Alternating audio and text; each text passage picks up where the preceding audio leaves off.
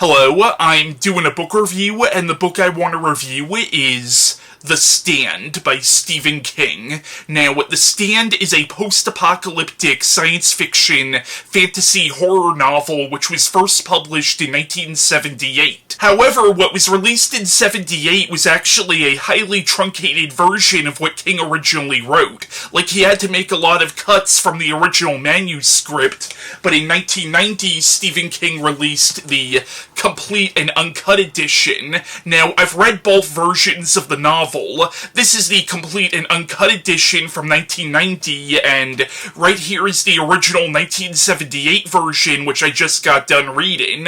Now, later on in this video, I'll try to address some of the major differences between the two versions. Now, I do want to point out that this is actually the third review on this book that I've done on this channel. I first reviewed The Stand all the way back in early 2011. It was actually one of my first book reviews, but then a few years later in 2014, I re-reviewed The Stand, and my 2014 review of The Stand is still up. However, it's no longer public. It's now marked as unlisted, but I'll leave a link in the description below to where you can check out that video. Now, if you've seen my recent Batman reviews, you would already know this, but recently my friend Chris Maino, who's been in so many of my other videos, he passed away in February, and I wanted to specifically dedicate this review to him because he was a huge Stephen King fan. He was almost a bigger Stephen King nerd than I am. You might remember me and him reviewed Pet Sematary together, we reviewed Skeleton Crew,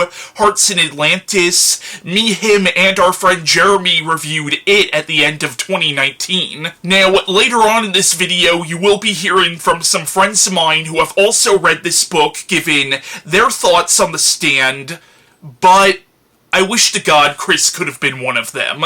Honestly, I wish to God Chris could be here with me right now, reviewing this book. Now, The Stand is considered by some to be Stephen King's masterpiece. I wouldn't necessarily go that far. I do think it's a very good book, but it's not one of my personal favorite novels from him. That being said, I do think The Stand is one of Stephen King's most important books, because whether King realized it or not, this book really did set the template for the rest of his career, because King has been known for writing these huge, epic tomes of novels. These novels that sometimes spanned 700, 800, 900, sometimes over 1,000 pages, and The Stand really was the first of what you could call Stephen King's epic novels. Like, at the time, it was arguably his most ambitious work, and I think whether you end up liking the book or not, I think if you consider yourself a Stephen King fan, you should read The Stand at least once. Now, the book combines so many different genres, from horror to character drama to action-adventure, but the novel actually starts out as sort of a dark science fiction story, but it slowly progresses from a science fiction novel to sort of a theistic fantasy, because there are a lot of religious undertones and in some cases overtones in this story. In some ways, I would almost consider the novel to be sort of a modern reinterpretation of the Book of Revelations from the Bible. And this is a book that's become kind of relevant in the last 2 years because of the COVID-19 pandemic. Now, Stephen King has said that one of the books that had the biggest influence on The Stand was a 1949 novel called Earth Abides by George R. Stewart, which was also about the fall of civilization due to a deadly disease. But you could also see the influence of stuff like Richard Matheson's I Am Legend on this novel, and even Mary Shelley's The Last Man. But for the fantasy aspects of the story, one of the books that had the biggest influence on Stephen King was actually The Lord of the Rings by J.R.R. Tolkien. Like, Stephen King wanted to write a Lord of the Rings style epic set in contemporary America, or in this novel's case, post-apocalyptic America. Now, the plot of The Stand is it's about a man-made virus, a highly mutated version of influenza, the creation of which was commissioned by the United States government to be used for germ warfare. This virus, which is later dubbed Captain Trips, is accidentally released, and within less than a month, it spreads across the entire country and eventually the entire planet, becoming a global pandemic that brings about the end of human civilization as we know it. But it turns out there are a select few people who are somehow immune to this plague, at least in this country. It doesn't really go into whether or not there are survivors in other countries. I mean, the 1990 version does a little bit, but at least in this country,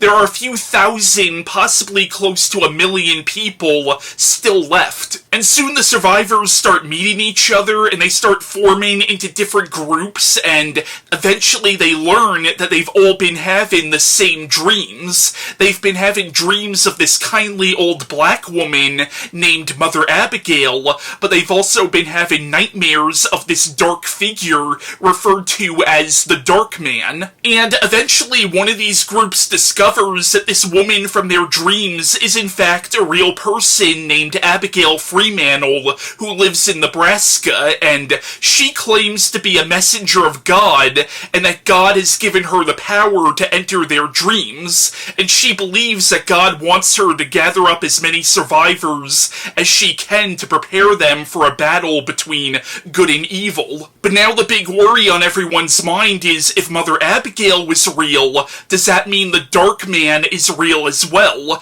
These fears turn out to be correct. It turns out that this Dark Man from their dreams is actually sort of a modern-day wizard or warlock who calls himself Randall Flag. And whereas Mother Abagail is a messenger of God, it appears that Flag is a messenger of Satan. But it turns out there are some people who choose to follow him, and in the story you have the survivors congregating into two groups. One group, led by Mother Abagail, congregates in Boulder, Colorado, whereas the other group, led by Randall Flagg, congregates in Las Vegas. And it turns out that Flagg wants to rebuild human civilization in his image, but Mother Abagail and her people stand in his way. So now it appears that all-out war between the two groups is inevitable. And unfortunately for Mother Abagail's people, Randall Flagg might not just have supernatural powers and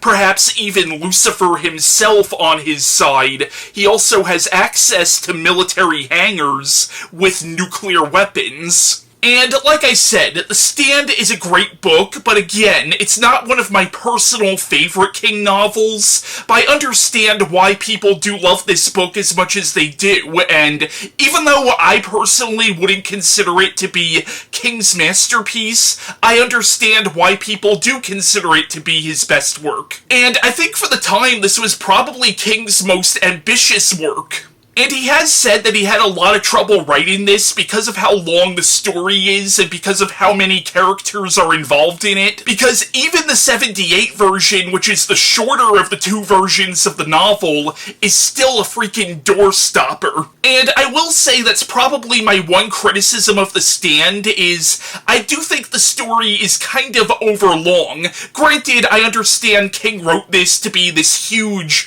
Lord of the Rings style epic, so I understand why the story is as long as it is, but at the same time, I'm not gonna lie, I kind of preferred to read the 78 version because it is significantly shorter. Granted, the 1990 version does have a lot more character development in it, and it does have a few more details that do genuinely improve the story, so I would say both versions of the novel have their pros and cons. But even the 78 version still took me a while to read because, unfortunately, I don't really read as fast as I used to because I actually teased this review all the way back in November. Now, even though I did mention COVID earlier on in this video, a part of me does think it's a little tasteless to compare The Stand to what's been going on in the last 2 years. At the same time, I'm not gonna lie, if you're somebody who was deeply affected affected by COVID. Either you had it, or you lost a loved one to it, or maybe you're a doctor or a nurse and you've witnessed COVID deaths firsthand. I'm not gonna lie, I probably wouldn't recommend The Stand for you. Like, there is a chapter earlier on in the book about how Captain Trips is spreading. Like, it talks about, like, one character who meets these people who end up getting infected with it, and god damn it, my fucking cat just sneezed. Shit. What if he has it? But like I was saying before I was rudely interrupted, there is a chapter earlier on in the book about how the virus is spreading. Like, it talks about one character who has it, who ends up passing it on to this family who go to a hotel and pass it on to everybody they meet there. And I'm not gonna lie, reading that chapter post-2020 is a little eerie. And I do think the first quarter of the story, which is about this virus and the breakdown of civilization because of the virus, that is the scariest part of the novel, because it's believable, and because the first quarter of the story is so realistic, it makes the supernatural elements of the story that much more believable. And that's something Stephen King does really well. He sort of juxtaposes real-world horror with supernatural horror. And I do think it's interesting how the story starts out that way, but does slowly progress into a fantasy novel. It's this whole idea that this virus sort of sets mankind back to a time when magic and superstition ruled the world. Now, the novel definitely has some anti-war themes. Like, it was only published a few years after the end of the Vietnam War, and the Cold War was still going on at this point, and you could definitely see that reflected in the story itself, and the whole idea that this virus was created to be a potential weapon of war. And in the novel, you see some of the people on Mother Abagail's side make some ethically questionable decisions, like sending certain people over to Las Vegas as spies to see what Flagg is up to, which, okay, that's probably a good idea given the circumstances and given what kind of person Flagg is. At the same time, some of the people they send over are probably not qualified to do that, and again, it brings up this sort of question about the ethical dilemmas that you might face in wartime. Now, like I said before, The Stand definitely has a lot of religious undertones and even overtones. I've even heard some people refer to The Stand as a Christian novel. I wouldn't necessarily go that far, because when I think of a Christian novel, I think of something like the Left Behind series by Tim LaHaye and Jerry B. Jenkins, which were specifically written with a Christian audience in mind, or to potentially convert non-Christians. And that's not the intention of The Stand. There are themes of faith, and there certainly are Christian undertones in the story, but the novel is not meant to push any sort of religious viewpoint on the reader. Like I said before, I would really classify The Stand more as a theistic fantasy, which is a fantasy story that just happens to be based on some aspects of Christian mythology. Examples of this genre would be something like the 1995 film The Prophecy with Christopher Walken, or the Hellblazer comics from DC and Vertigo. And we do have to keep in mind that this book was written in the 70s, and you could argue that this is sort of right in the wake of stuff like Ira Levin's Rosemary's Baby and William Peter Blatty's The Exorcist, and their film adaptations, as well as movies like The Omen. Like, God versus the devil was a recurring theme in a lot of books and movies in the 1970s, and you could say that The Stand is sort of playing on that. Also, it's important to note that not all the people on Mother Abagail's side are Christians. Some of them are even atheist or agnostic, who even when witnessing these seemingly biblical events, they can't really confirm or deny that God is behind this. Because the point of the novel is not whether or not you believe in God, the point is whether or not you choose good over evil, and there are themes of faith in the story, but it's less of a faith in a higher power, and it's more of a faith in your fellow man, and a faith in the human spirit. And really, more so than being a novel about religion, it's a novel about hope, and about finding hope even in the most dire of situations, and it's also about how you must make your stand even in the face of overwhelming evil. Also, some of it is left open to the reader's interpretation. For example,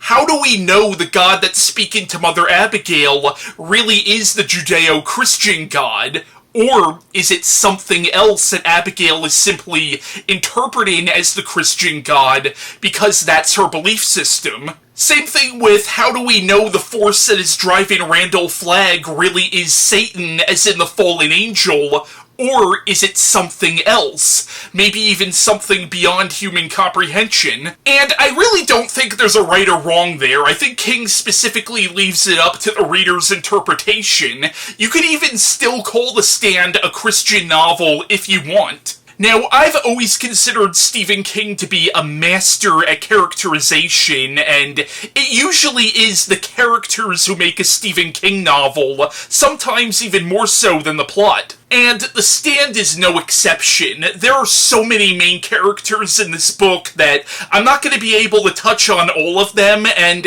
it's really hard to pin down who is the protagonist of this novel. There really are multiple protagonists in this story. Now, in The Stand, I do think some of the characters are a little archetypical, but something that Stephen King does really well is he can take a character who, on the surface, might seem like an archetype and actually make this character believable. Now, of course you have Mother Abagail, who is sort of the central force of good in the story, and is the literal voice of God, and is the exact opposite of Randall Flagg. And in the story, there are moments where she does question her faith and even admits to hating God for choosing her as his messenger. And even when she starts drawing these other survivors towards her, it does get to a point where there is sort of a cult that develops around her, and she even admits that later on. So even though she's sort of a religious figure in the story, she's not a perfect person. Now, I think for a lot of people, Stu Redman is sort of the de facto protagonist because he is the first character we're introduced to, at least in the 1978 version. The 1990 version is a little different, but even then, he's still the first of the main characters that we're introduced to, and the story sort of begins with him and ends with him. You also have Freddie Goldsmith, who becomes a very important character in the story as it goes on, and throughout the novel, she's pregnant, and she's writing these diaries for her child to read in the future that are specifically about what the world was like before the plague. And again, she does become a very important character in the story in terms of her relationship with Stu Redman, as well as her relationship with this character named Harold Lauder. Now, Harold was a young man that Franny knew before the apocalypse, who she was always kind of weirded out by, even though she also felt kind of sorry for him, and he always had a crush on her, and after the apocalypse happens, and they're both the only survivors from their town, they do start to look out for each other, and they do start to develop a friendship, but as it goes on, you realize that Harold is deeply obsessed with Franny, and he becomes hysterically jealous of Stu Redman when her and Stu start to develop a romantic relationship with each other. And Harold is kind of what today we would call an incel. Now, when I first read the book over 10 years ago, I did feel some sympathy for Harold because he is this awkward kid who was constantly bullied at his high school before the apocalypse, and he wasn't really well liked by a lot of people, and you get the idea it's because he lacked the social skills needed to be more likable. And not all of that is his fault, so to some degree you do feel sympathy for him, but upon rereading the book, I really started to notice just how creepy he is around Franny. But he's a character who throughout the book you're not really sure which side he's going to take, and as it goes on, his obsession with Fran starts to drive him insane. But he's a character who, to some degree, I would say is both creepy and sympathetic, or at least you feel some pity for him. Now, one of my favorite characters in the novel was Larry Underwood, who before the apocalypse was an up-and-coming rock star who was kind of a real shithead to people around him. He was a narcissist, and he didn't really treat women very well. But you see this character go through a genuine arc in the story where he does start to feel guilt with how he treated people, and he does start to become a better person, especially when he joins Mother Abigail's people. Another one of my favorite characters in the book was Nick Andros, who is this young man who is deaf and mute, and he ends up befriending this mentally challenged man named Tom Cullen, and their relationship is just so warm and so sweet and honestly kind of adorable and even moving. Like, it's honestly one of the best relationships in the book. And again, there are so many other characters in this book, from Glenn Bateman to Ralph Bretner, and characters on Randall Flagg's side, like Lloyd Henry, who is a very complex character. But then you have some characters that are a little cartoonish, like the Trash Can Man, who is this man with schizophrenia, who's also a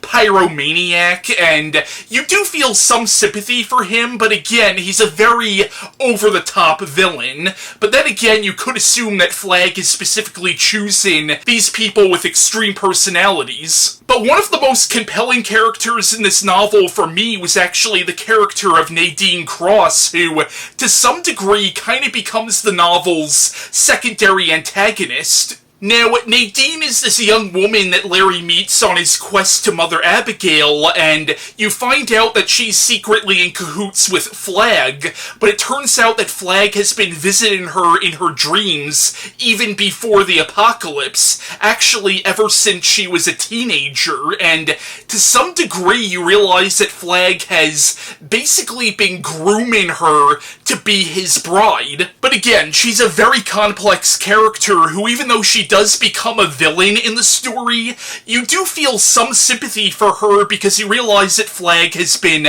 manipulating her. Now, to talk a little bit about the main villain, Randall Flagg, you could accuse this character of being two-dimensional because he is pure evil. King specifically wrote this character to be the literal embodiment of evil. That being said, I do think this character is a little more layered than he might initially appear, but Flag is one of my favorite literary antagonists, and he's definitely my favorite Stephen King villain, and Stephen King himself has said that he considers Randall Flagg to be his greatest creation. Now, in the novel, it's never made quite clear who or what Randall Flagg is or where he came from.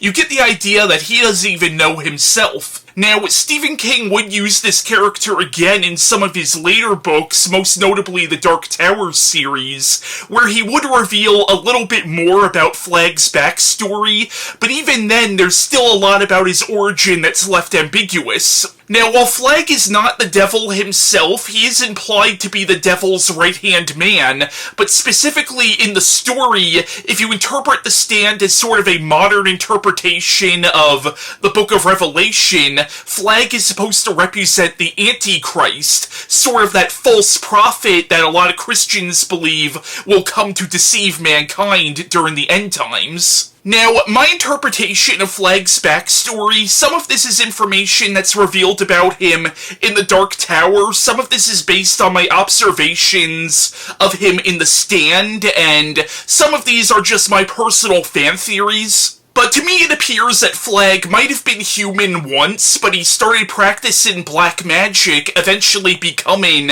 a kind of a wizard. But over time, whether he knew it or not, he sort of opened himself up to these outside demonic forces that predate man and possibly existed before God created the universe, and without even realizing it, he's become a puppet and an avatar for these demonic beings, and over the centuries, he eventually became more of a demon himself. Now, in the book, there's a scene where it heavily implies that Flagg is actually a vessel for Legion. Now, in the Bible, there's a story of Jesus performing an exorcism on this man who is possessed by demons, and before casting the demons out into a herd of pigs, Christ asks them, "What is your name?" And they reply, "Legion, for we are many."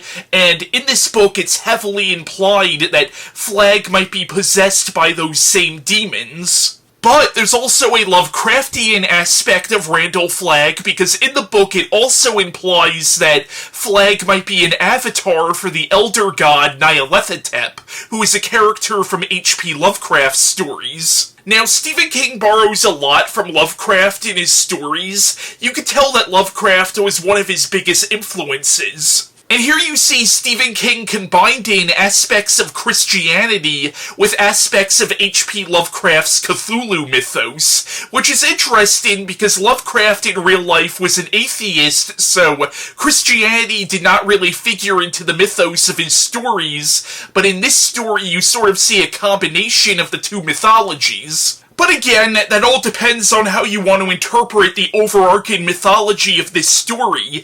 As I said before, it is somewhat left up to our own interpretations whether the god that's speaking to Mother Abagail really is the Christian god, and whether or not the being or force that is driving Randall Flagg really is the devil or demons in the traditional Christian sense. But you could also look at it as maybe there is a god and there is a Satan, but perhaps there are other forces as well that exist beyond creation, beyond our known perceptions of reality. But what fascinates me most about Randall Flagg, and first of all I do want to point out that the name Randall Flagg is just a name that he's using in the story. You realize that throughout his lifetime he's gone by many names, but usually it's always with the initials RF. But what interests me the most about him is actually the human side of this character, because if you strip away the supernatural aspects of Randall Flagg, he's actually a very human character and displays real vulnerabilities in the story, and again, my interpretation of him is that he was basically human once, but he started fucking around with forces that he didn't understand, but he's so arrogant that he thinks he's in control of these forces, not realizing that these forces are actually in control of him. And I think it's interesting how in the novel you find out that before the apocalypse, Randall Flagg, posing as a normal human, was involved in these different political groups on both the right and the left, but specifically the radical groups, the groups that were extremist, basically the groups that were more like terrorist organizations. And under different names, he joined these different radical groups, not because he actually cared about the issues that they claim to represent, but simply because Flagg has always been about causing chaos and anarchy and violence in society. Flagg really does represent what I would call the society-driven psychopath, the kind of people who are so charismatic and so manipulative that they could get other people to do what they want, i.e. people like Charles Manson. In fact, I would almost describe Flagg as, what if Charles Manson had demonic powers? Now, Stephen King has said that one of the primary inspirations for this character was actually Donald D. Freeze, who was the leader of the Symphonie's Liberation Army, who were responsible for the kidnapping and brainwashing of Patty Hearst. Now, I know the book was written and published before the whole Jonestown massacre, but you could almost look at Randall Flagg as sort of a Jim Jones-style figure. You could even compare Flagg to dictators like Joseph Stalin, Adolf Hitler, Benito Mussolini, or, granted, I know this book was written before anybody knew this asshole's name, but to make sort of a modern equivalent, somebody like Vladimir Putin. Again, in the story, Randall Flagg represents the society-driven psychopath. And again, taking away all the supernatural elements of the story, if something like The Stand really did happen, there would be people like Randall Flagg who would be trying to restart society again, but the way they want it, and when people are scared enough, they'll follow whoever seems to have the answers. And again, Randall Flagg, aside from being a demon-possessed wizard, he also represents the worst aspects of humanity. He's the serial killer, he's the rapist, he's the terrorist, he's the cult leader, he's the dictator, and in this story you see him literally as all those things. So, in the story, Randall Flagg really represents the two kinds of evil that mankind has always feared. He represents that unknown, otherworldly evil, which may or may not even exist, but he also represents the kind of evil that we know exists, the kind of evil that could live next door to us, the kind of evil that we hear about on the news all the time, the kind of evil that could exist within our own hearts and souls, the very real human evil. Now, to briefly talk about some of the major differences between the two versions,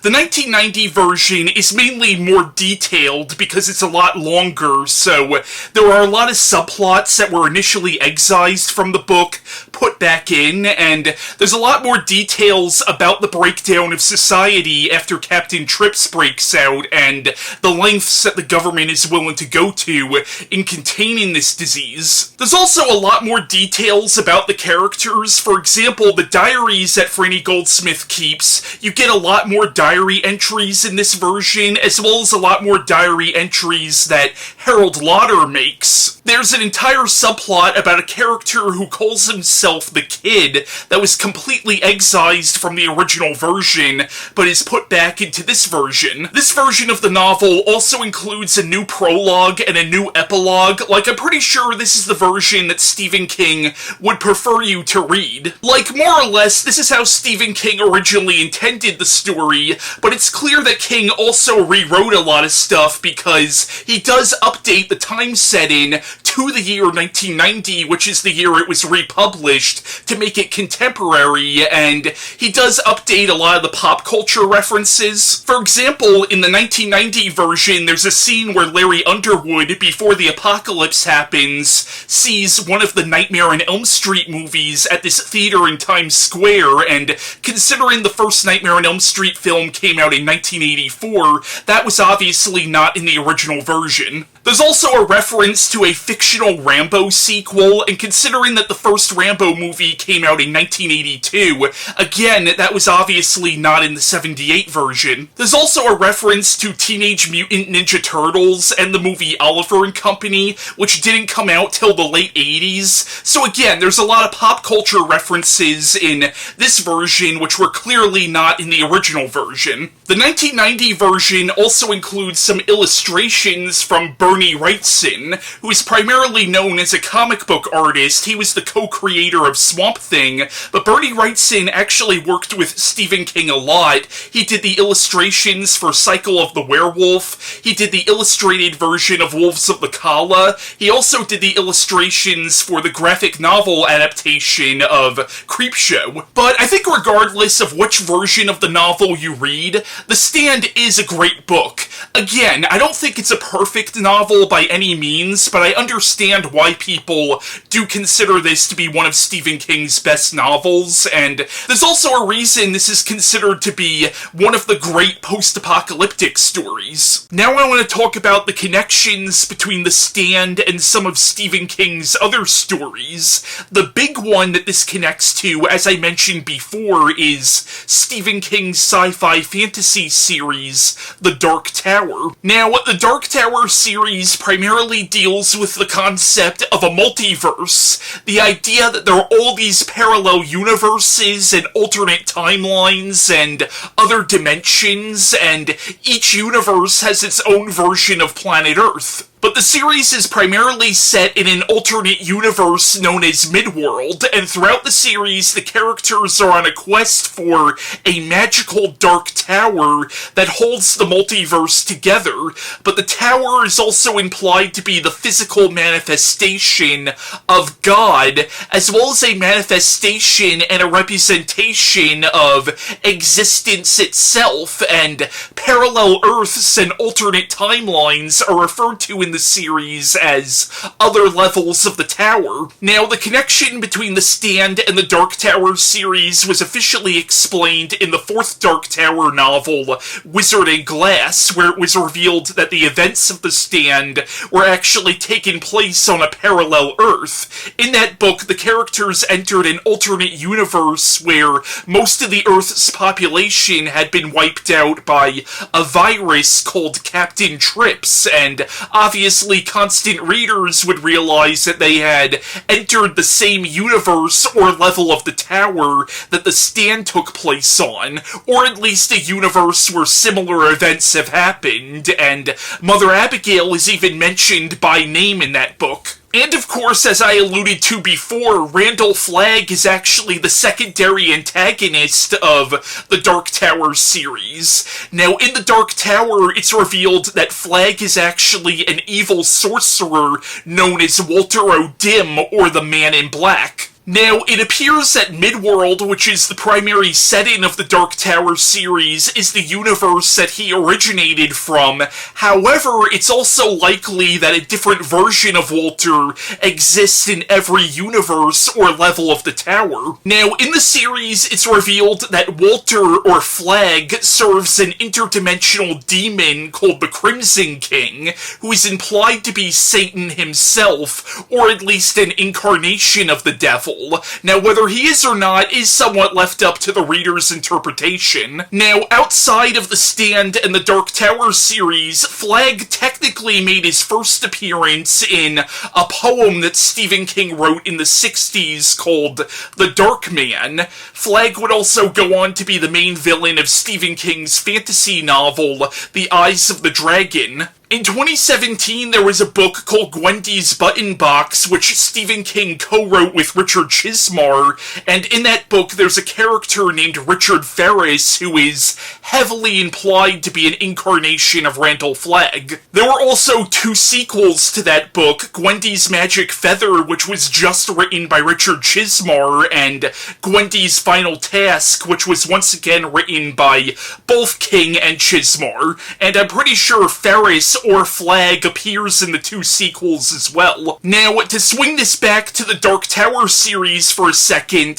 the Dark Tower also bridges together virtually all of Stephen King's other books and short stories into the same multiverse. So, King's books like It, Salem's Lot, Hearts in Atlantis, Insomnia, Carrie, and The Mist all have direct links with the Dark Tower series, even though none of those books that I mentioned are actually in the same universe as The Stand. Because we're dealing with multiple universes here, they're still connected via the Dark Tower multiverse. And another book that has a possible connection with The Stand, even though it's clearly set on a different level of the tower, is The Shining, because it is heavily implied that Mother Abagail might actually be a Shiner, that she might actually have the same psychic powers as Dick Harlan and Danny Torrance from The Shining. She even refers to her powers at one point as God's shining lamp. And without giving too much away, Mother Abagail might not be the only character in the book who has the shine.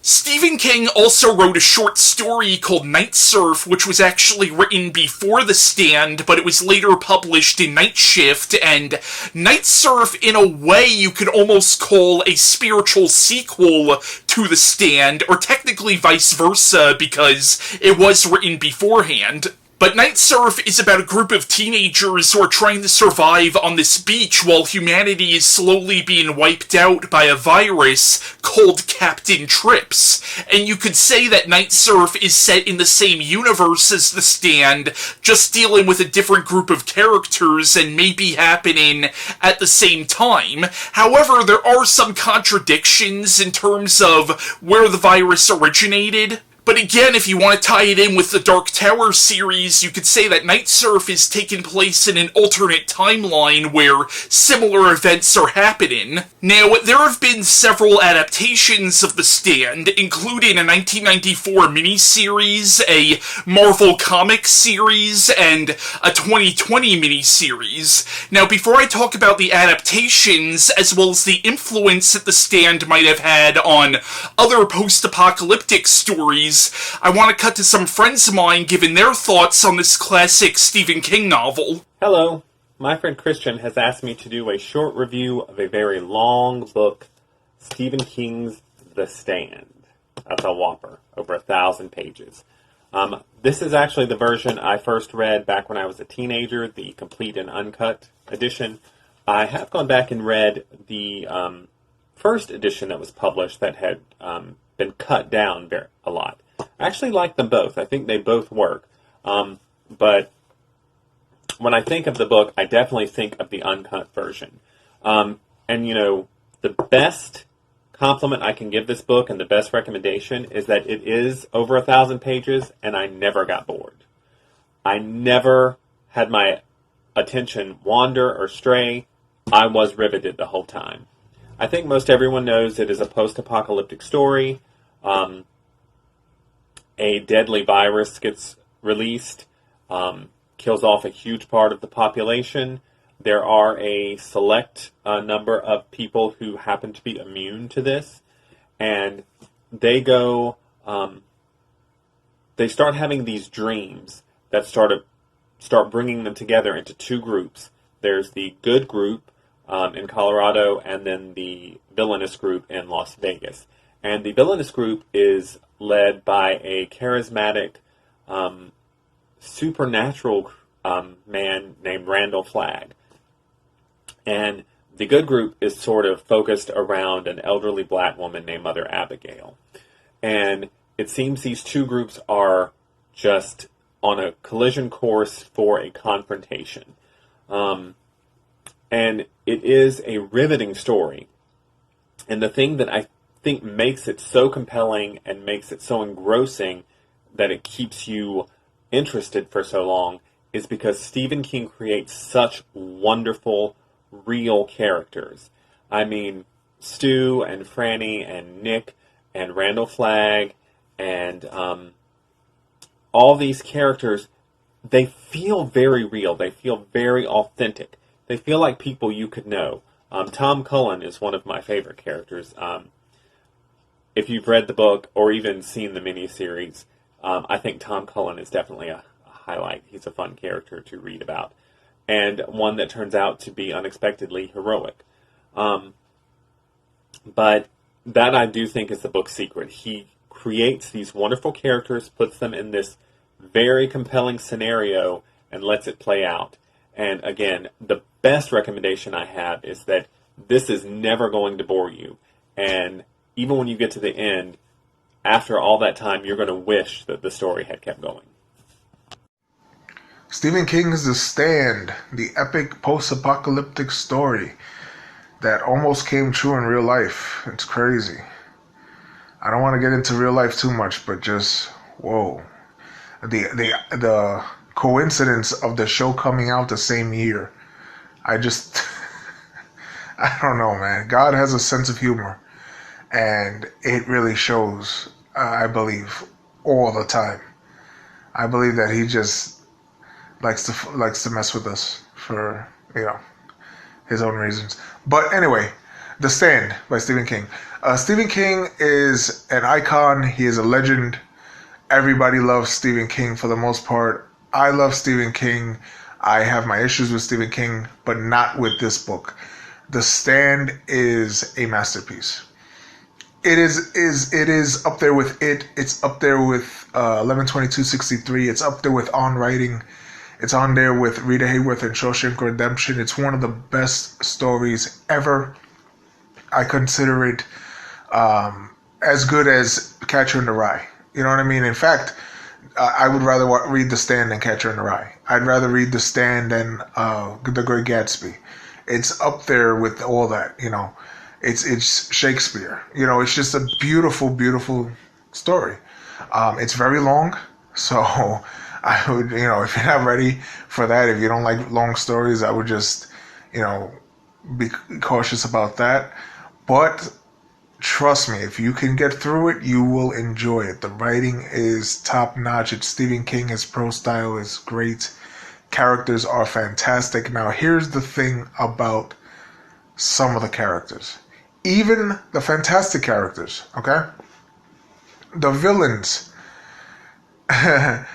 His villains, Stephen King villains, are great. They're great for what they are. The problem is that sometimes they are not complex. Sometimes they are freaking insane just for the sake of being insane. And that is fine. That's fine. He does a great job with doing that. Yes, I prefer characters that are complex and weird, like Randall Flag, who is in this story, who are, you know, he's pure evil. Don't get me wrong. Randall Flag is pure evil, but there is a complexity into it. I won't spoil anything in case you haven't read too much about Randall Flag, but you're interested in reading. Just read all the stories with Randall Flag in it. Look up The Dark Tower, look all that stuff up, Eyes of the Dragon, and you'll see that there is some complexity to him. He's a great character, and he's my favorite Stephen King character of all time. So, and this is his introduction, so, you know, that's why I went into that. But the thing about Stephen King villains, like I said, is that some of them are very cartoony. Trash Can Man is a freaking cartoon character. I know a lot of people love him. I love him to death too. I really do love him, but he is a cartoon character. So just get ready for that, because you know if you're used to like Game of Thrones villains, no, Trash Can Man is crazy. But I do like that even with the villains, you don't suspect certain things that they're gonna do. You don't think that, oh, this one will betray that person, and or this person will go from the good guys to the bad guys, and then end up at the end of the day helping out or trying to help out the good guys. Like, you don't. It's just cool how Stephen King puts his stories together. So it's very good. Like I said, the coincidence of the show that just coming out with the year that we had last year is crazy. But if you are not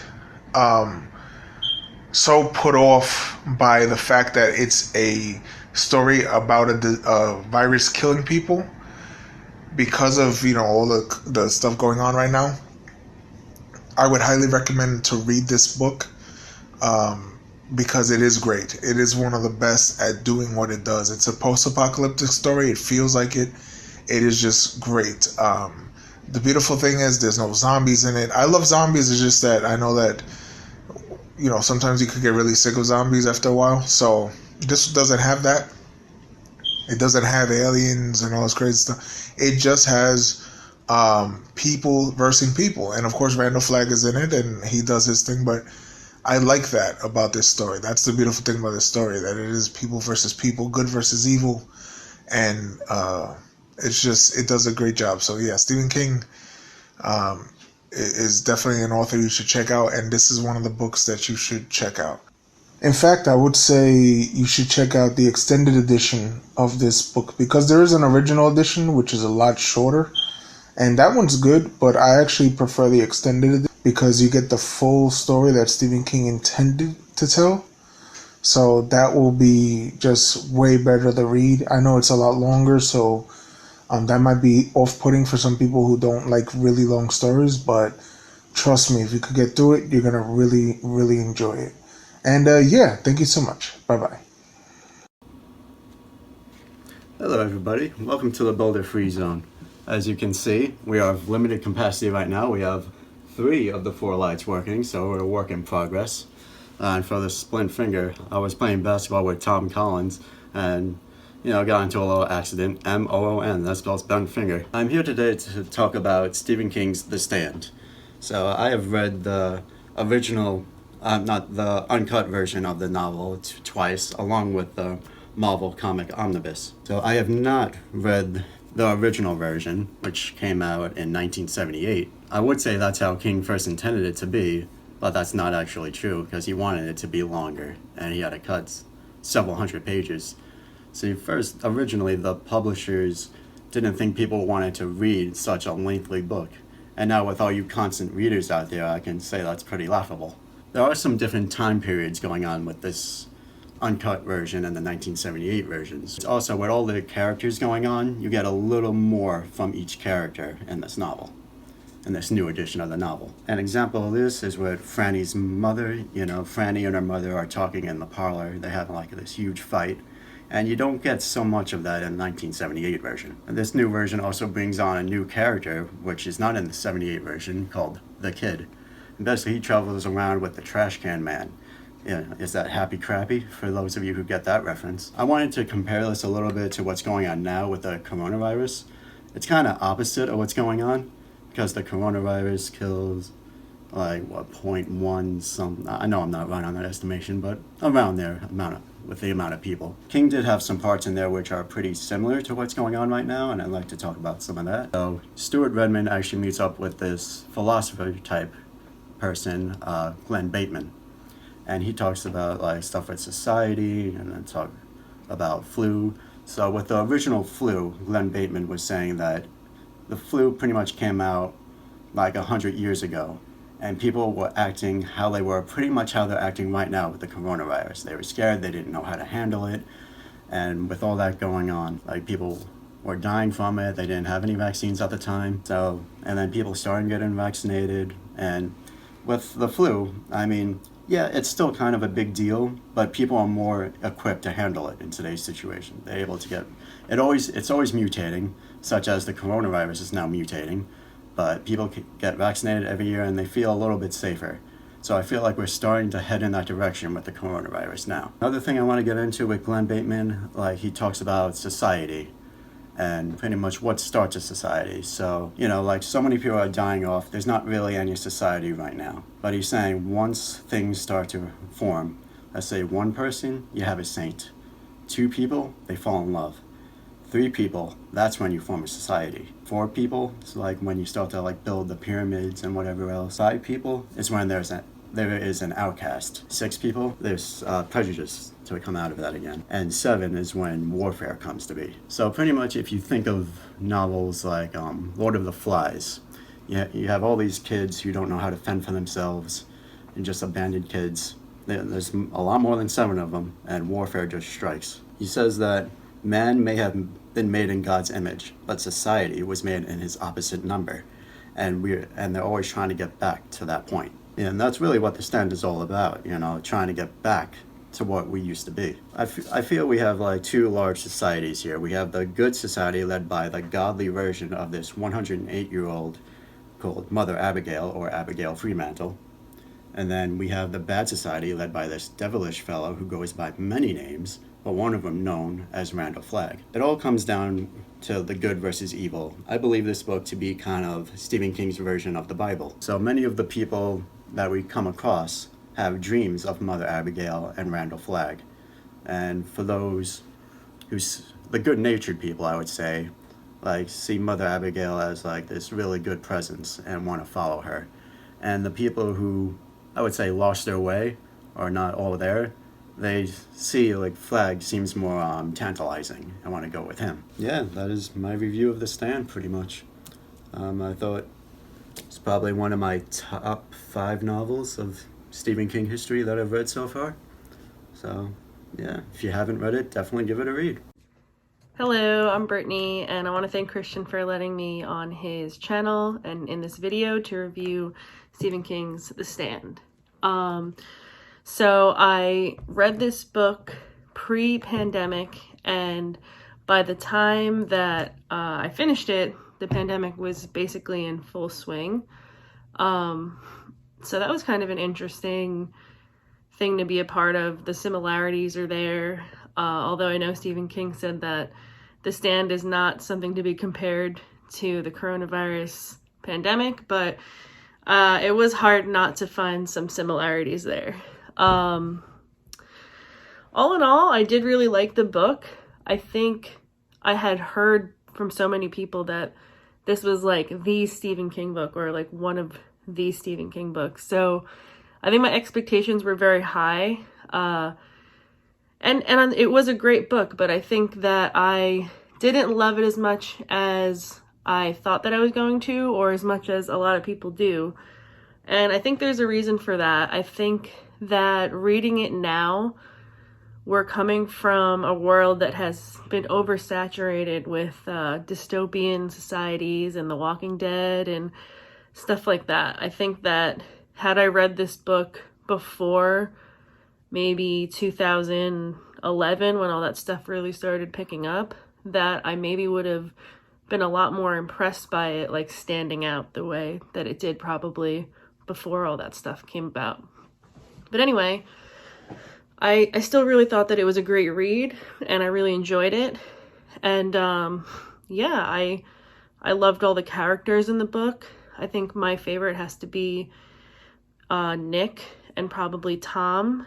I just thought their relationship was really adorable, and obviously was devastated when Nick ended up dying. But the fact that Tom comes back to save Stu in the lodge is, I think that's maybe one of my favorite parts of the book. Yeah, I mean Harold is one of those characters that I really enjoyed, because I hated him, but like I loved to hate him. And there was even a point where I was rooting for him when he started to become more involved in the community in Boulder. And I think that he was really conflicted on whether he was going to stay or not, or whether he was just going to stick around in Boulder or go to Vegas. And honestly, I was really rooting for him to stay. And the fact that he ends up dying the way he does, I think is really justified in the bad decision that he made. But yeah, I really enjoyed his character. Larry Underwood was a great character. I think all the characters truly had great development, whether it was for better or for worse. Watching them start out before the sickness came around and after was just really, it was really night and day for a lot of these characters. But yeah, I loved the book, and I would say that the takeaway from it at the end of the day is truly the name of the book, The Stand. The fact that, first of all, the end of the world is happening, and they all have these dreams that lead them in one way or another. Really, when they get to Boulder, knowing that they've all had the same dream about Mother Abagail, I think is like really a beacon of hope for them that I think is really great. And just starting off on a good foot to know that they are truly where they're supposed to be, and they know it because they've literally dreamt about it. So watching them sort of build that community in Boulder was really great. And I think just the fact that the odds were stacked against them, and they still walk to Vegas anyway, and they have no idea where they're walking into. They know that they're outnumbered. They know that they could possibly die and probably will die, and they still go, and they still literally take a stand. I think that is the coolest part of the book. Is it really is like an inspiring thing to just stand up for something that you know is important, whether you know the odds are stacked against you or not. And I think that's my favorite takeaway from the book. And yeah, I think that's all I got. I kind of want to reread it.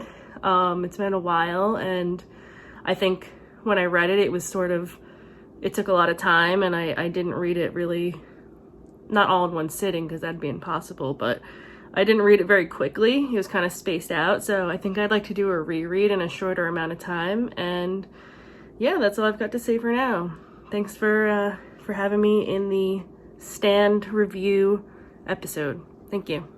So, I hope you enjoyed my friend's take on this book. Now, for the longest time, The Stand was one of those books, kind of like Lord of the Rings or Alan Moore's Watchmen, that people considered to be virtually unfilmable, and people thought would never have a proper adaptation of it. Obviously, both Lord of the Rings and Watchmen did end up getting adaptations, and The Stand, of course, got an adaptation as well. Now, before we got the adaptation that we did, for the longest time, George A. Romero was supposed to adapt The Stand. Romero, of course, directed the original Night of the Living Dead and its sequels, Dawn of the Dead, Day of the Dead, and Land of the Dead, even though that one wasn't till years after the fact. And, of course, he worked with Stephen King on Creepshow. And I would have loved to have seen how George Romero would have handled The Stand, especially if you see his Night of the Living Dead movies. You know the guy knows post-apocalyptic fiction. I actually think one of the most impactful scenes from the original Dawn of the Dead is the opening sequence at the news station. Before we see any of the carnage going on in the outside world, before we see any of the zombies, you get a real sense from that one scene just how badly things are falling apart, where you see, like, journalists and cameramen just leaving the news station, you see people panicking at the news station.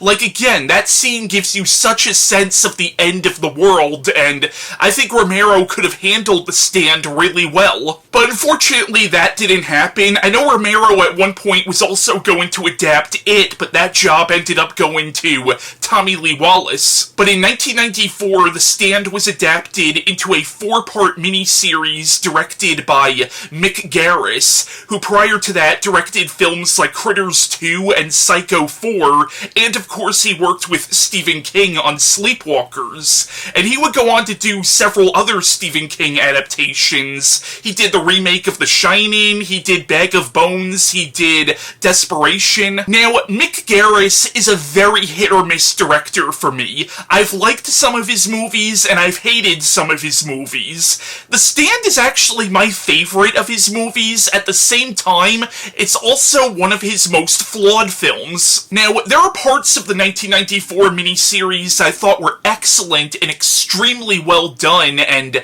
very effective, and then there are parts that are ridiculously corny. Now, the 1990s really was the decade of the Stephen King miniseries, but with the exception of Tommy Lee Wallace's adaptation of It, which I still think holds up for the most part, and Storm of the Century, a lot of them really do not hold up well at all. And with The Stand, there are moments that do hold up really well, but then there are moments that, again, are kind of horrendous, particularly towards the end. Now, this is kind of a spoiler, but both the book and the miniseries end with God intervening and punishing Flagg and his followers, and in the story, God manifests himself as a giant hand. Now, in the book, King is actually very vague with what the hand of God actually looks like, so it's the theater of the mind. It's up to us to decide what the hand of God looks like. But in the miniseries, they show the hand of God, and it is the fakest, corniest looking CGI effect you'll ever see. Like, I'll honestly hold it right up there with the end of The Langoliers as one of the corniest special effects moments in any Stephen King miniseries. Now, the acting in the 1994 miniseries was sort of a mixture between good and bad, which I guess is to be expected for a made-for-TV movie or miniseries around this time, but you had Gary Sinise as Stu Redman, who I thought did a really good job. You had Adam Stork as Larry Underwood, Ray Woolston as Glenn Bateman. You had Rob Lowe as Nick Andros. In the 1994 miniseries, Tom Cullen was played by Bill Fangerbacke. I'm not really sure if I'm saying his last name right. Now, some people might recognize him from Coach, but a lot of people of my generation would recognize him best as the voice of Patrick from SpongeBob. You had Laura San Giacomo as Nadine Cross, and she did a really good job in the movie as well. You had Molly Ringwald Ringwald as Freddie Goldsmith, and she was kind of one of the weak links of the miniseries, in my opinion. Like, I like Molly Ringwald just fine, but I wasn't really a big fan of her Franny. The miniseries also had Corin Nimick as Harold, and he was kind of a mixed bag for me as well. Like, he was kind of hard to take seriously because he kind of played Harold as almost like the stereotypical nerd from an 80s movie. That being said, there were little moments where I thought his performance as Harold was very effective. You also had Matt Frewer as the trash can man, and he was freaking excellent in the miniseries. I mean, he was over the top, but to be fair, the character is over the top in the novel as well. You also had Miguel Ferrer as Lloyd Henry, and he did a really good job in the miniseries as well. He did a good job at portraying Lloyd as, like, he's not a good guy, but he does have humanizing moments. You also had Ed Harris as Colonel Starkey in the beginning of the miniseries. And in speaking of George Romero, you had Sherman Howard, who a lot of people might recognize as Bub from Day of the Dead, as this asshole doctor in the beginning of the miniseries. Stephen King even had a small role in the miniseries, and it was actually more than just a cameo. Like, he was actually in several scenes. You also had Ruby Dee as Mother Abagail, who did a fantastic job. The only issue is, because the character was older than the actress was at the time, they give her old woman makeup, which really doesn't look that good. I mean, frankly, I don't think it looked good even for 1994. You also had Jamie Sheridan as Randall Flagg, who I thought did a fantastic job as well. A little over the top, but I thought it worked for this version of the character. And he did a really good job at portraying Flagg as being both hilarious at times, as well as genuinely chillin'. The miniseries also had a lot of really interesting cameos, from Kathy Bates to Mick Garris to John Landis to Sam Raimi to Joe Bob Briggs. There's even a cameo from Kareem Abdul-Jabbar. And despite its flaws, I still really like the 1994 miniseries, and again, as flawed as it is, it's probably my favorite thing from Mick Garris. Now, between 2009 and 2012, Marvel did a comic book series based on The Stand. Now, I actually have the first volume of the comic book series, which collects the first 5 issues. Now, I've only read the first 2 issues of the series, but from what I can tell so far, it seems like this comic is pretty faithful to the original novel. Marvel also did a comic book series based on the Dark Tower novels. Now, Stephen King's Dark Tower novels were adapted into the 2017 film The Dark Tower, in which Randall Flagg, or Walter, which is the character's real name, was the main villain. Now, in the movie, Flagg was played by Matthew McConaughey. Now, that was a terrible movie, but McConaughey, I do think, was a pretty decent Walter. And in between the end of 2020 and the beginning of 2021, The Stand was once again adapted, this time into a 9-part miniseries. Now, depending on how you look at it, the 2020/2021 miniseries either suffered from the best or worst timing in the world, considering that it's a story about an apocalyptic pandemic coming out during an actual pandemic. Now, my opinions on the 2020 miniseries are very mixed, to say the least. I didn't hate it necessarily, but I'll be lying if I said this wasn't a goddamn mess. Now, I actually did not mind some of the changes and some of the additions that the miniseries made, like making Ralph Bretner a Native American woman named Ray Bretner. I didn't mind that at all, especially because Ralph Bretner, while he is a likable character from the book, he was never really one of my favorite characters, so I didn't really mind that change. I also didn't mind making the Rat Man, who is a minor character from both the book and the miniseries, the Rat Woman, this time played by Fiona Dorff, who I fucking love, by the way. What's funny about her is her father, Brad Dourif, I always felt when he was younger would have made a great Randall Flagg. Now, my biggest issue with the 2020 miniseries was the non-linear narrative, which is not how the book was at all. Now, you could pull off a non-linear narrative if it's done right, but it was not done right in this miniseries. And I honestly don't think that narrative is appropriate for The Stand. Like, I don't think it fits this story. And the way it was done, I felt like the only reason I even knew what the hell was going on was because I had read the book and have seen the 1994 miniseries, and with a select few exceptions, you got no real character development in the miniseries at all.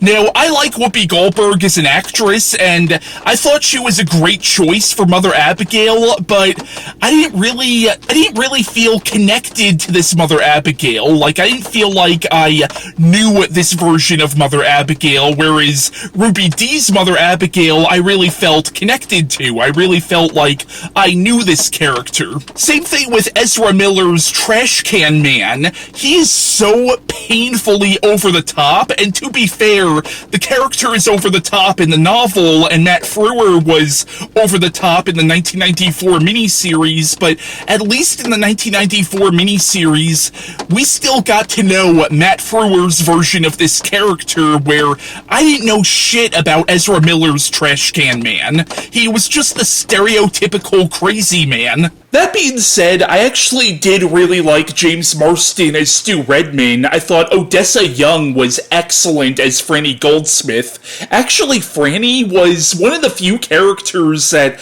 I actually thought was better in the miniseries than she was in even the book. I thought Owen Teague was really damn good as Harold. Ironically, he also played Patrick Hockstetter in the 2017 adaptation of Stephen King's It. And I was actually surprised with how much I liked Amber Heard's version of Nadine. Now, in the 2020 miniseries, you find out that Nadine was only a little girl when Flagg contacted her, which makes their relationship even creepier, arguably, than it was in the book. You also had J.K. Simmons in the same role that Ed Harris played in the 1994 miniseries. Heather Graham also had a small role in episode 2, and even Bryan Cranston had an uncredited voice cameo. And I actually really liked Alexander Skarsgård as Randall Flagg. Like, I really liked his interpretation of the character. Now, despite all my problems with the 2020 miniseries, I will say I thought the final 2 episodes were actually really damn good, with episode 9, which was written by Stephen King and was mostly original material specifically written for the miniseries, being easily the best episode of the show. Now, I do want to briefly mention the J.J. Abrams-produced Hulu series, Castle Rock, which unfortunately was canceled after 2 seasons. Now, Stephen King did not write the show, but it is based on the town of Castle Rock, which is featured in many of Stephen King's stories, and the show is set in a universe where some of the events of Stephen King's novels have happened. However, it's not exactly in the same continuity as the mainstream Stephen King universe. Like, you do have characters from some of Stephen King's books showing up in it, but it's clearly sort of alternate versions of those characters. Now, if you want to tie it in with Stephen King's Dark Tower series, you could say the show is taking place in sort of an alternate timeline or another level of the tower, and they do mention in the show how there are parallel Earths. Now, the reason I'm bringing the show up is because the main villain of the show is this mysterious stranger who is referred to as the Kid, and you're never quite sure who or what the Kid is. Now, in the show, the Kid is played by Bill Skarsgård, who ironically is Alexander Skarsgård's brother, and he also played Pennywise in the 2017 adaptation of It and its sequel, It Chapter 2, which has led some fans to speculate speculate that the kid is actually Pennywise in a different form. Some people theorize that he's actually the Crimson King in human form, but his appearance in season 2 kind of confirmed, at least for me, that the kid is actually an incarnation of Randall Flagg. So if you do interpret the kid from Castle Rock as Randall Flagg, then Bill Skarsgård is another actor who has played this character, but again, it's never officially confirmed on the show whether he is Flagg or not. Now, The Stand actually had an influence on some music. For example, Metallica's album Ride the Lightning took its title from a line from The Stand. There's also the band The Album that had a song called The Stand, which is actually based on the novel. You also have the song Among the Living by Anthrax, which is based on Randall Flagg and the events of The Stand. You also have the band Demons and Wizards, who did several songs based on the Dark Tower novels, including a song called Crimson King, which is about both the Crimson King and Randall Flagg. You can also see the influence of The Stand on other post-apocalyptic stories by other writers, including The Passage by Justin Cronin, and even the Walking Dead comics by Robert Kirkman. Stephen King's son Joe Hill did a book called The Fireman, which I haven't read yet, but from what I've heard about it, it does sound very Stand-esque. But a book that I really want to mention is Swan Song by Robert R. McCammon, which is an excellent book. Like, if you're a fan of The Stand, I definitely recommend giving Swan Song a read. It was definitely influenced by The Stand. Like, it has a very similar main villain and similar scenarios, but I highly recommend Swan Song if you haven't read that one yet. But yeah, that was my review on The Stand by Stephen King. Sorry this review ended up being long as shit, but I hope you stuck through till the end, and long days and pleasant nights to you.